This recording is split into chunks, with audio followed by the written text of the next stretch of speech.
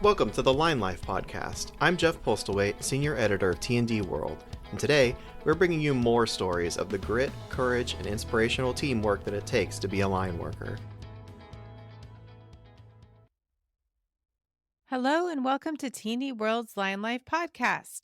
New for 2024, we are featuring 4 episodes a month on every Friday, with the first and third episodes being interview-style episodes and the second and fourth episodes as narrated articles from T&D World magazine. For our first, in case you missed it, we're featuring an article from the December Electric Utility Operations section called Line Trade Unites at 2023 Rodeo Week. And this is on page 40D of T&D World. This article is written by me, Amy Fishbach, field editor, and I'm also narrating it as well. From its inception, the International Linemen's Rodeo has focused on safety and showcasing skills, and the 2023 event was no exception. Line workers and their loved ones traveled in record numbers to Kansas City for 4 full days of networking, education, and competition. The event kicked off with 2 concurrent training conferences, the International Linemen's Rodeo Safety and Training Conference and the Powerline Conference at the Overland Park Convention Center.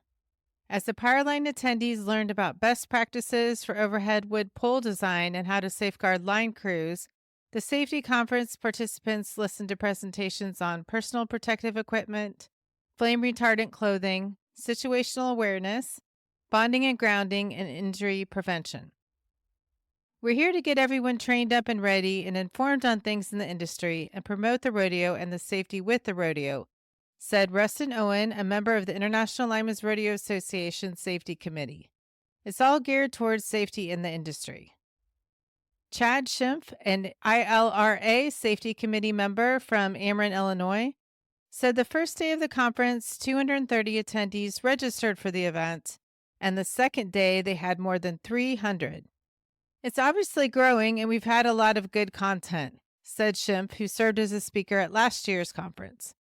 We're already looking forward to building on this year for next year. Sharing safety lessons. Over the last few years, the Safety and Training Conference opened with stories from personal injury survivors to drive home the importance of coming home safely each night. This year, the attendees listened to presentations from 2 arc flash survivors, including Brandon Schroeder and Jason Brazen. Schroeder shared his personal injury story called Believe in Safety. Back in 2000, the electrician performed a routine electrical task without his arc flash suit or proper personal protective equipment. It's something I've done a million times, he said. I went ahead and disconnected that wire and ended up burning 16% of my body. Schroeder urged the line students, apprentices, journeyman line workers, and field managers in the audience to take safety seriously and not take risks. If you take risks like I did and have some close calls, remember that there's someone watching you, Schroeder says. That person may not have the skills and experience you have, and if you're teaching them that the risks you're taking are acceptable. But then when you have a mentality like that, it's just a matter of time before you have an accident like mine, or worse. Journeyman line worker Logan Holtgren, a rodeo competitor from Liberty Utilities, said Schroeder's presentation about his arc flash incident stood out to him at the conference. I'm learning about being safe, not being complacent, and how to de-escalate situations, he says. To wrap up the first day of the Safety and Training Conference, Evergy's public safety team returned from last year to give a live electrical safety demonstration to the conference attendees. Tim Boswell and his team first talked about accidental contact between curious animals and live electricity, using the stuffed animal Squeaky the squirrel as part of the demonstration. The team also incinerated everything from a hot dog to a balloon. To drive home the importance of wearing flame-retardant garments, which was discussed earlier in Bulwark's Derek Sang's presentation, the team tried to also ignite an FR long-sleeve shirt, which quickly snuffed out. You can clearly see that it doesn't continue to burn, minimizing the damage to the soft tissue of the body, Boswell says. Discovering new technologies. Following the second morning of the Lineman Safety and Training Conference, the floodgates opened to the 2023 Lineman's Expo. Thousands of line workers, family members, and supporters lined up outside the exhibit hall in the convention center to get the first look at the latest tools, technologies, products, and services for the line trade. Timothy Hanna of IBEW Local 145 came to Kansas City for Lineman's Rodeo Week to support the apprentices. "It's always good to see the vendors," Hanna said. "I just keep an eye out for new ideas, new products, and things coming out on the market. There's about anything that goes on a line truck or bucket truck. If it's out there and it has anything to do with line work, it's here." Joseph Herron, who is supporting the teams from Austin Energy, says the expo gives line workers the opportunity to see new power tools and other technologies on the market. "I can see the new ideas and shoot them up to our bosses and hopefully get better equipment to help our guys out in the field," he says. This year, the expo expanded into a new exhibit hall space to accommodate the growing number of vendors and attendees. On the show floor, attendees could visit with exhibitors, enter drawings, participate in contests, and even catch a glimpse of the KC Chiefs cheerleaders with the KC Wolf. Swapping shirts and stories. After the second day of the expo, the Rodeo Week rolled into an annual tradition, the Lima's Barbecue and Trade Night. Before ascending the escalator for the barbecue feast, line workers and their families participated in a swap meet, trading everything from lightning bolt earrings to caps to glasses and t-shirts. Some even offered shirts for the little line workers with tiny line trade-themed baby and toddler-sized shirts.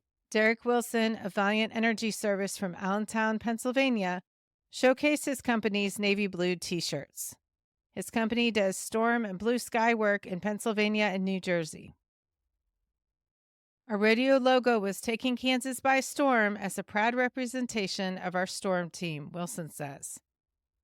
Dane Olson from OG&E says for his utilities rodeo shirt design, they included an illustration of one of their apprentices, Drake Hurst. "He's climbing up and out of Oklahoma and up on top of the world facing the universe," he says. "Hopefully he's going to win this thing." Chatham County PUD out of Washington also showed its pride in the trade with a long-sleeve black t-shirt designed by apprentice Boyd Eichmann and his wife. "We're out of Local 997 out of Washington," he said. "We tried to capture the mountains and the water and everything we see in the Olympic Peninsula. We went with an old-time thing with some interesting letterwork." After the t-shirt swap, the line workers enjoyed some Jack Stack barbecue and some networking time before the day of competition at the International Lineman's Rodeo. T&D World also announced the winner of the raffle drawing sponsored by Milwaukee Tool. Timothy Sider, a line worker for Avangrid, NYSEG in New York, won a prize package valued at more than $1,000. Following the banquet, the line workers and their families prepared for the 39th annual Lineman's Rodeo, which attracted competitors and spectators from all around the world. Shane Savach, general foreman for Michaels Power, said it's an honor to be around so many line workers and their families during the Lineman's Rodeo Week.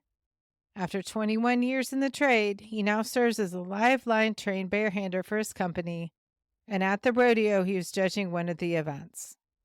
"It's like a giant brotherhood coming together as one," he says. "It's a good family event to have a lot of linemen come here. I love it."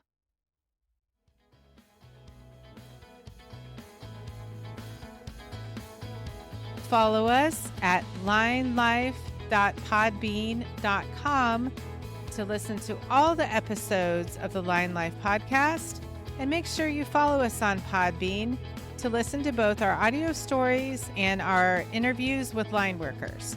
If you have a suggestion for a guest for a future episode, please email us at linelifepodcast@gmail.com. We look forward to hearing from you. Thank you for listening to the Line Life Podcast.